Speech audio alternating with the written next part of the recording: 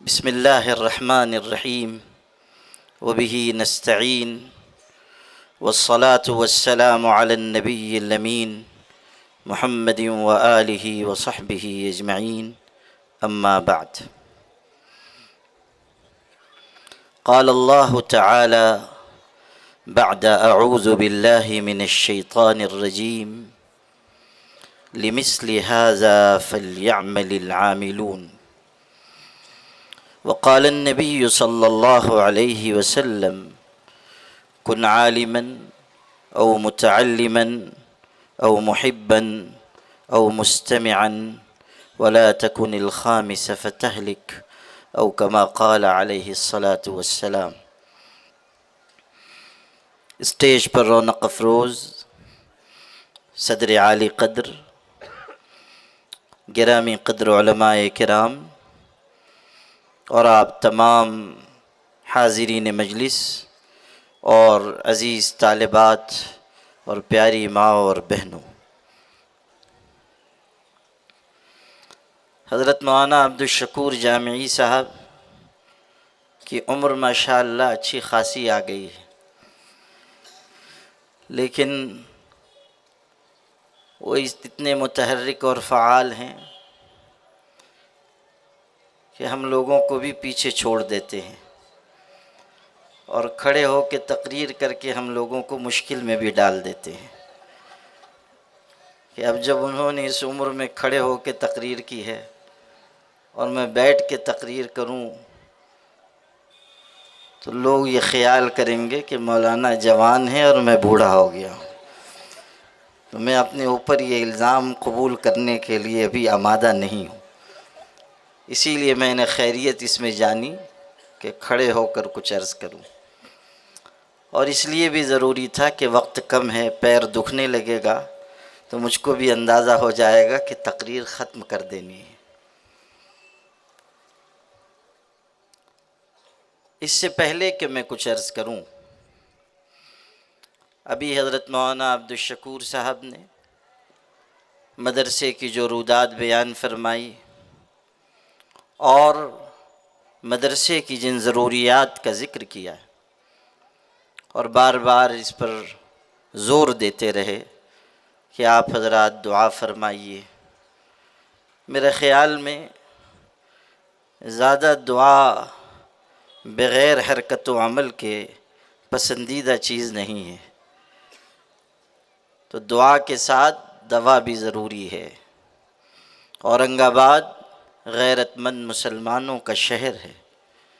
اگر آپ کے علاقے میں ایک بافیض ادارہ ہے جہاں بچیاں تعلیم پا رہی ہیں، قرآن مجید کی حافظ بن رہی ہیں، عالم بن رہی ہیں، اور مدرسے میں جگہ کی تنگی ہے، تو یہ آپ سب کی غیرت مندی کے لیے سوالیہ نشان ہے۔ ہر ایک شخص کو فکر مند ہونا چاہیے کہ مدرسہ اچھے وسائل کے ساتھ، بہتر ماحول کے ساتھ آگے بڑھے، اور یاد رکھیے دعا کے ساتھ دوا بھی کیجیے، ماشاء اللہ سبحان اللہ کے ساتھ کچھ پیش بھی کیجیے۔ بہت سے لوگ ایسے ہیں جن کا حال یہ ہوتا ہے کہ چمڑی جائے پر دمڑی نہ جائے، جان چلی جائے مگر پیسہ نہ جائے۔ شیخ سعدی نے لکھا ہے کہ ایک صاحب تھے بڑے امیر کبیر، ان کا بیٹا بہت بیمار ہو گیا، اور اتنا بیمار ہو گیا کہ جان کے لالے پڑ گئے، تو لوگوں نے ان کو کہا، اس امیر آدمی سے، کہ آپ کے پاس تو بہت جانور ہیں، غلہ ہے آپ کے پاس، ریوڑ ہے جانوروں کا، تو کوئی جانور آپ اس کی طرف سے صدقہ کیجئے تاکہ جان بچ جائے، یا پھر قرآن مجید ختم کر کے دعا مانگیے تاکہ شفا ہو جائے۔ تو اس امیر کا بھی وہی حال تھا کہ چمڑی جائے پر دمڑی نہ جائے۔ اس نے فوراً برجستہ کہا کہ جانور تو بہت دور چراگاہ میں ہیں، لاؤ قرآن ہی پڑھ لیتا ہوں۔ ایک بزرگ نے جب یہ بات سنی تو بہت خوبصورت تبصرہ کیا، کہنے لگے کہ ایسا اس نے اس لیے کہا کہ قرآن اس کی نو کی زبان پر تھا اور مال میں اس کی جان اٹکی ہوئی تھی۔ یاد رکھیے، مال یا تو آپ کے لیے آخرت کا توشہ ہے یا وبال جان ہے۔ اگر آپ اس کا صحیح مصرف لیں گے، اگر آپ اسے راہ خدا میں خرچ کریں گے، اللہ تعالیٰ دنیا میں بھی آپ کو اس کا بدل دے گا اور آخرت میں بدلہ عطا کرے گا۔ دو الگ الگ چیزیں ہیں، بدل الگ، بدلہ الگ۔ وَمَا أَنفَقْتُم مِّن شَيْءٍ فَهُوَ يُخْلِفُهُ، جو تم خرچ کرو گے اللہ بدل دے گا۔ بدل کا مطلب یہ کہ اللہ تعالیٰ کسی بیماری کو ٹال دے گا، آنے والی کسی مصیبت کو دور کر دے گا، تجارت کی کوئی راہ کھول دے گا، ایسی جگہ سے دے گا کہ انسان سوچ نہیں سکتا۔ کتابوں میں ہے کہ ایک بوڑھی عورت تھی، اس کا جوان بیٹا سفر میں گیا ہوا تھا، اور یہ بڑی بھی غریب تھی، فقیر خاتون تھی، بس بقدر کفاف روزی حاصل تھی۔ ایک دن دوپہر کو وہ بوڑھی ماں کھانے کے لیے دسترخوان پر بیٹھی اکیلی، اس نے ایک لقمہ اٹھایا، اتنے میں دروازے پہ فقیر کی آواز آئی کہ کئی وقت کا بھوکا ہوں، مجھ کو کچھ کھلا دو۔ یہ عورت بھی کوئی امیر نہیں، کوئی مالدار اور تونگر نہیں، لیکن جب فقیر نے آواز دی تو اس کو یہ احساس ہوا کہ پتہ نہیں یہ کتنے وقت سے بھوکا ہوگا، میں ایک وقت نہ کھاؤں تو اگلے وقت مل جائے گا۔ چنانچہ جو لقمہ وہ اٹھا چکی تھی وہ بھی اور کھانا بھی لے جا کے اس نے فقیر کو دے دیا، وہ دعا دیتا ہوا چلا گیا۔ جب کئی ہفتوں کے بعد اس کا بیٹا واپس آیا، ماں نے پوچھا خیر خیریت سے سفر ہو گیا؟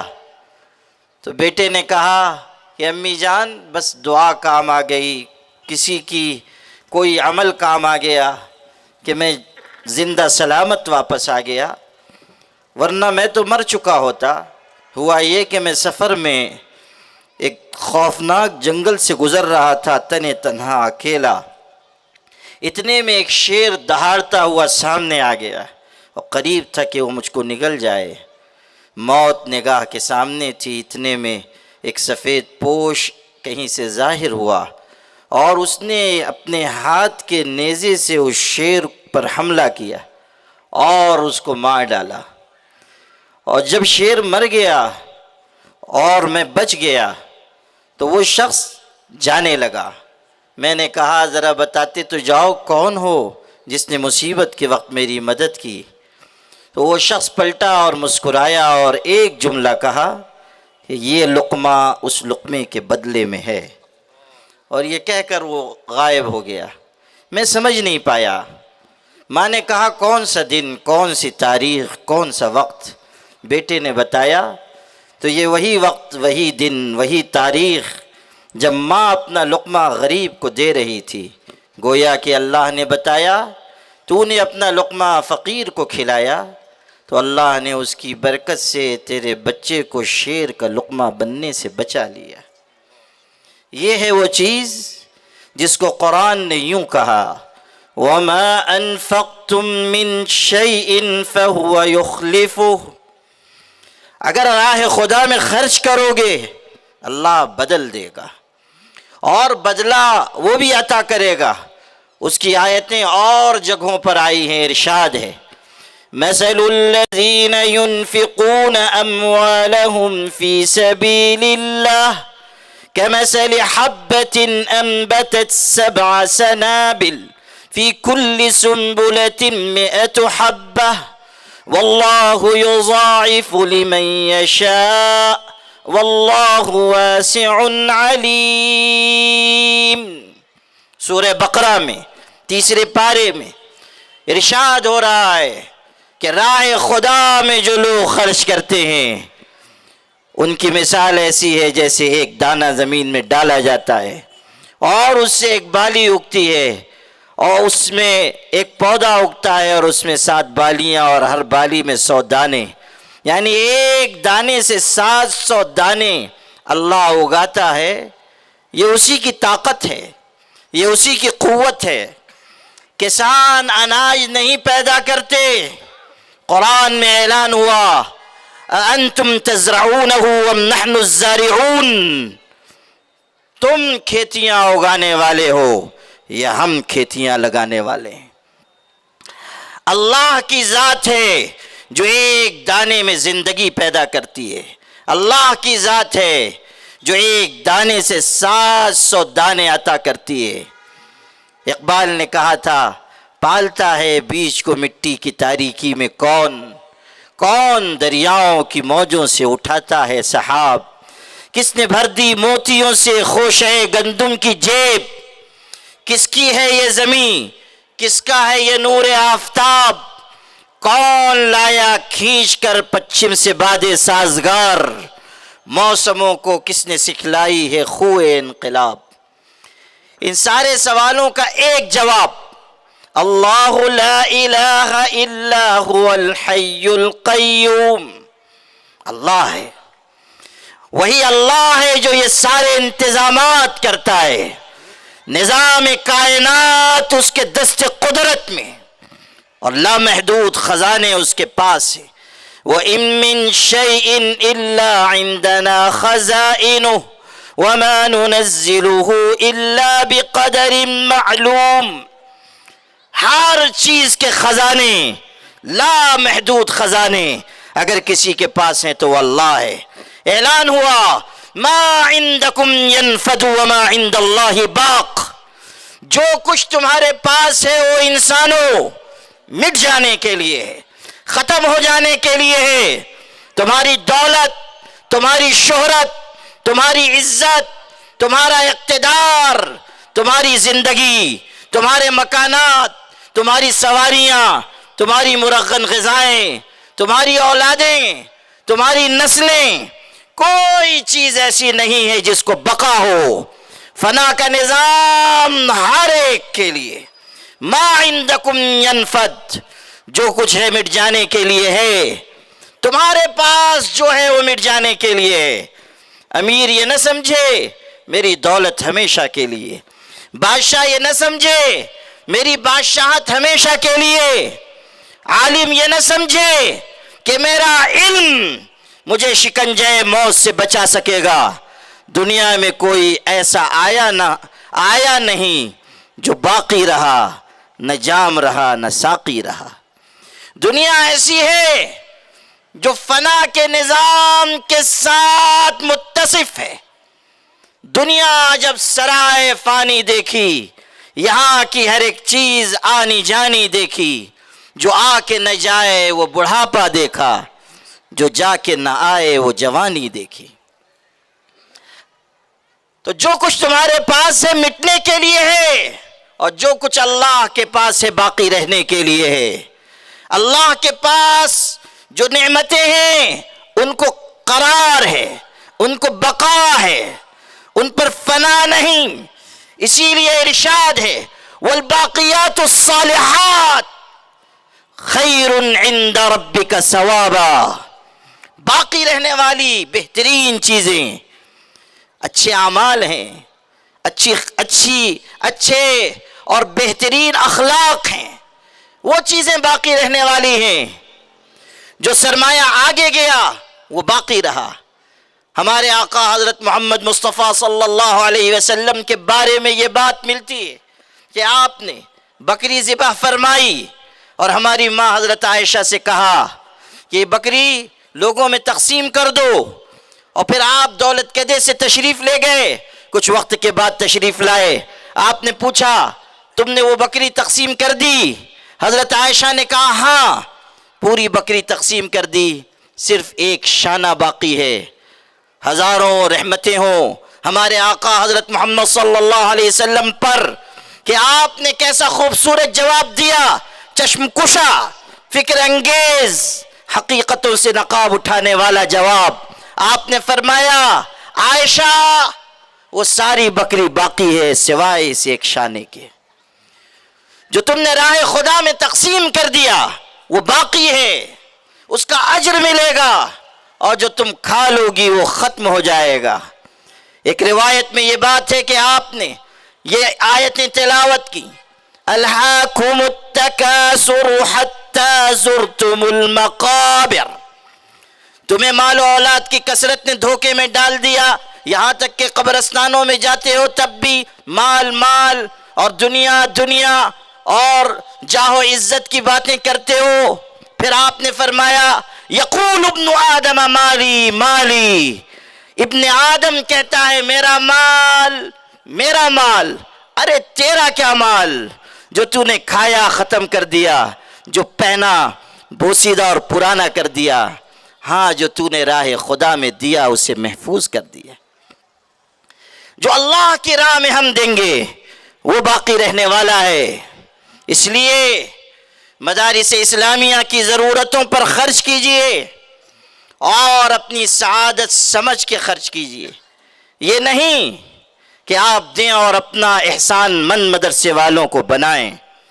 یاد رکھیے ہم اہل مدارس کی بھی ذمہ داری ہے کہ ہم مدارس اسلامیہ یا دینی ضرورتوں کے سلسلے میں امراء اور سیٹھوں کے آگے ہاتھ پھیلانے والے نہ بنیں۔ ہماری ذمہ داری بس اتنی ہے کہ ہم بتائیں کہ یہ خیر کا کام ہے، آپ اس میں حصہ لیں۔ جو حصہ لے گا وہ کامیاب ہوگا، جو نہیں حصہ لے گا وہ اپنی راہ کھوٹی کرے گا۔ علماء کو کبھی امراء کے لیے ناک پوچھنے کا رومال نہیں بننا چاہیے، ہمیں خوشامد کے راستے پہ نہیں جانا چاہیے، ہماری شان قلندرانہ شان ہو، ہمارا طریقہ بے نیازی کا طریقہ ہو، نہ تاج و تخت میں نہ لشکر و سپاہ میں ہے، جو بات مرد قلندر کی بارگاہ میں ہے۔ وہ چاہتا تھا کہ خرید لے کاسا میرا، میں اس کے تاج کی قیمت لگا کے لوٹ آیا۔ یہ ہماری بے نیازی ہو۔ شیخ علی طنطاوی اپنے ایک مضمون میں لکھتے ہیں اپنے استاذ کے استاذ شیخ سعید حلبی کا واقعہ، ابراہیم پاشا نے ملک شام فتح کیا تھا، سارے لوگ آئے اس کو مبارکبادی دینے کے لیے، لیکن شیخ سعید حلبی محدث زمان وہ نہیں تشریف لائے۔ لوگوں نے بھڑکایا مغرور آدمی ہیں، ایسے ہیں ویسے ہیں۔ بادشاہ نے بھی ارادہ کیا کہ قتل کر دے، لیکن بہت مقبول تھے، اندیشہ ہوا کہ اگر قتل کر دوں بغاوت ہو جائے گی۔ اعلان کیا جلوس نکلے گا، جہاں سے گزرے جلوس فتح کو لوگ آ کر سلامی دیں، جو سلامی نہیں دے گا گردن کاٹ دی جائے گی۔ اور جامع مسجد کے سامنے سے بھی گزرگاہ طے کی، وہاں سے بھی جلوس گزرا۔ شیخ سعید اندر درس دے رہے تھے، نکل کر نہیں آئے۔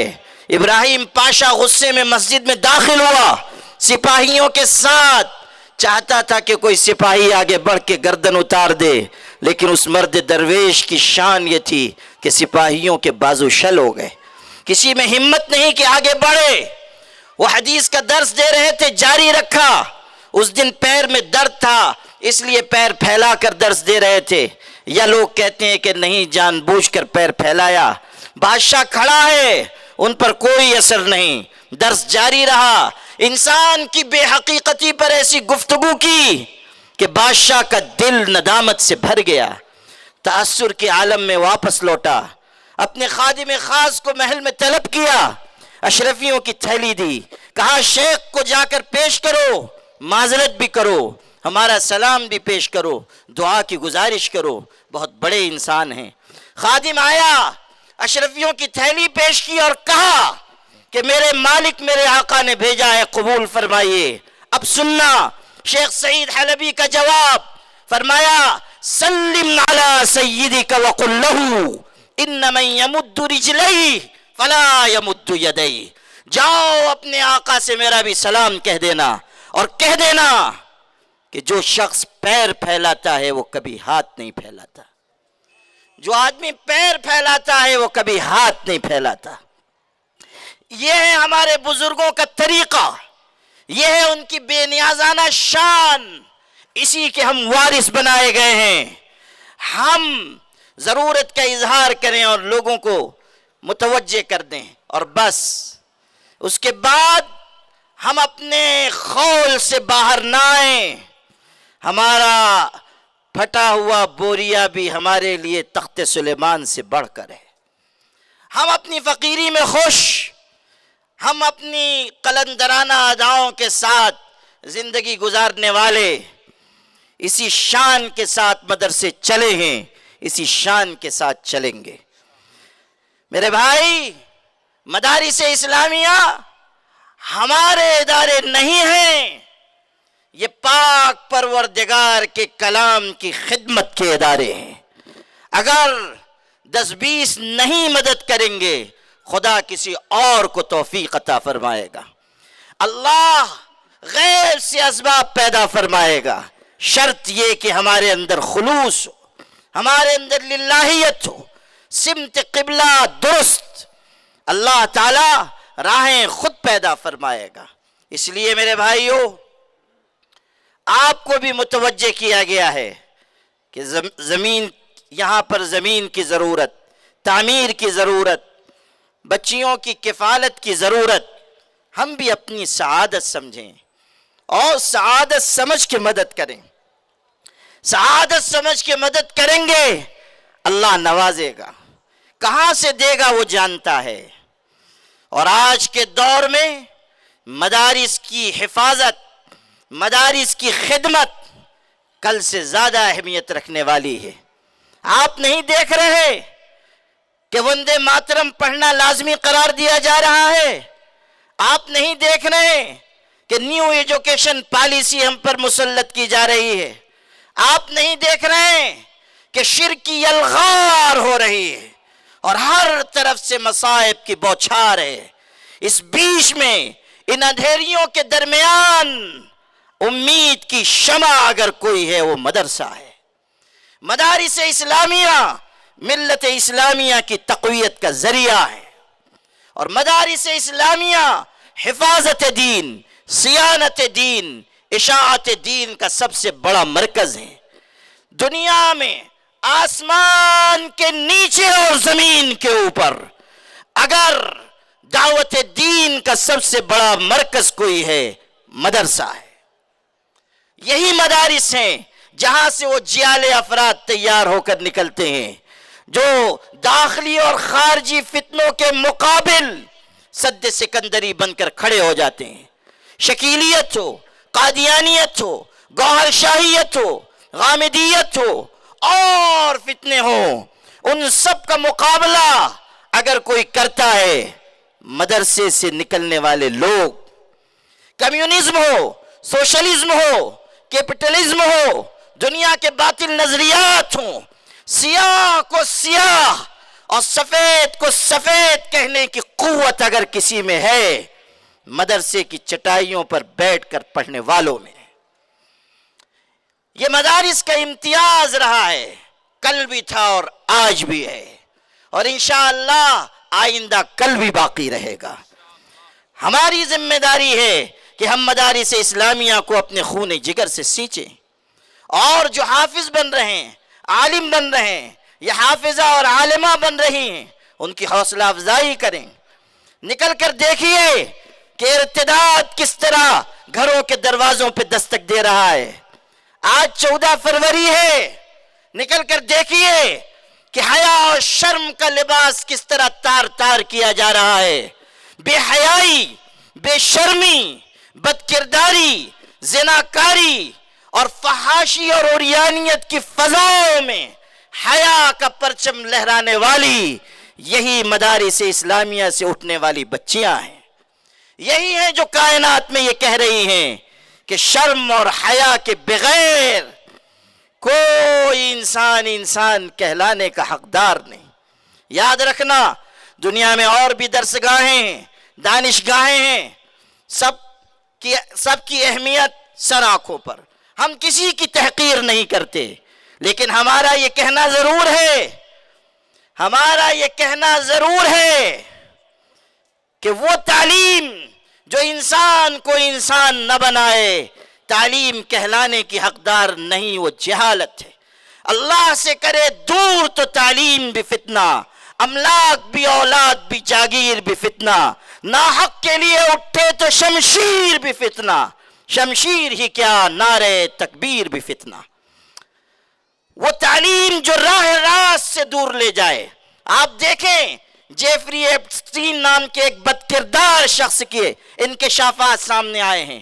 شیطانی جزیرے پر جا کر عیاشی کرنے والے اور نابالغ بچوں اور بچیوں کا ریپ کر کے ان کو قتل کر کے ان کی اعضاء چبانے والے کون لوگ ہیں؟ بڑے بڑے سائنسداں، ڈگریاں پانے والے، ملکوں کو چلانے والے، بڑے بڑے منسٹر، بڑے بڑے حکمراں، وہ لوگ ہیں جو دنیا کو تہذیب کا درس دے رہے تھے۔ آج پتہ چلا کہ اوپر سے انسان اور اندر سے بھیڑیے تھے۔ اس نے بتا دیا کہ تعلیم وہ تعلیم ہے جو انسان کو انسان بنائے، خوف خدا کے بغیر اور ایمان کے سانچے میں ڈھلے بغیر کوئی انسان نہیں بن سکتا۔ دنیا کی دانشگاہیں اچھے اچھے سامان بنا سکتی ہیں، اچھے انسان نہیں بنا سکتی۔ اچھے انسان اگر بنیں گے تو انہی مدارس اسلامیہ سے بنیں گے۔ کل بھی بنے تھے، آج بھی بن رہے ہیں اور آئندہ بھی انشاءاللہ بنیں گے۔ یہ بہار جو آئی ہے اسے دنیا کی کوئی طاقت مٹا نہیں پائے گی۔ شرط یہ ہے کہ ہم سمت سفر درست رکھیں۔ والسلام علیکم ورحمۃ اللہ وبرکاتہ۔ ترحاب پریمیم کوالٹی کے خوبصورت عربی لباس، عربی ٹوب اور جھبے مدارس اور مکاتب میں طلبہ کو انعام دینے کے لیے بالکل واجبی ہدیے پر۔ تفصیلات کے لیے ابھی کال کریں۔